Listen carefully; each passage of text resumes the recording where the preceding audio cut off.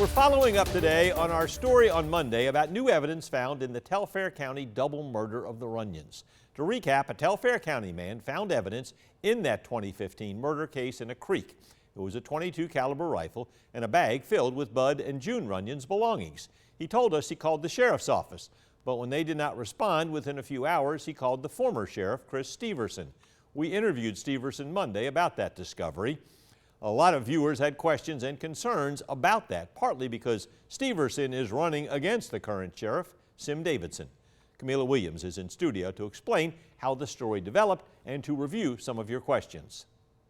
Good evening, Frank. After we posted this story on our Facebook page, more than 100 people commented. Many had questions about the new evidence in the Runyon case, why we spoke to, and the status of the double murder case. Now, one comment we saw from Adrian suggests that former Sheriff Chris Steverson tampered with evidence. Well, Adrian, the former sheriff, says that is false.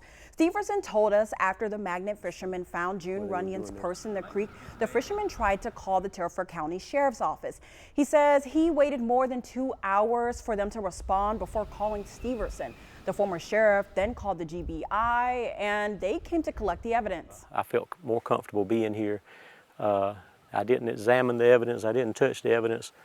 I was here with eyes on the evidence until an agent could respond.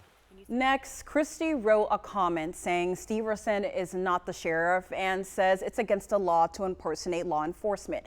Well, yes, Christy, it is against the law to impersonate a public officer. Our story refers to Steverson as the former Telfair County Sheriff.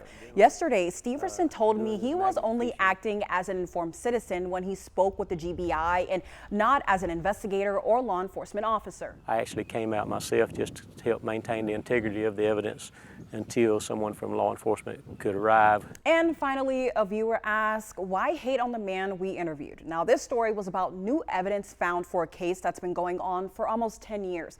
We contacted Sheriff Sim Davidson last Saturday, and he did not want to speak about the case and referred us to the GBI. Today, Davidson told us he was not in town on the 14th when the gun was found, or 2 days later when the pocketbook and wallet was found. Steverson told us he came to the creek on the second day after the pocketbook was found and let the GBI take the evidence. That's why we talked to him and contacted the GBI for further information.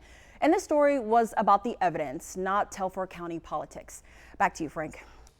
Thank you, Camila. We also saw comments about why it's taken this double murder case so long to go to trial.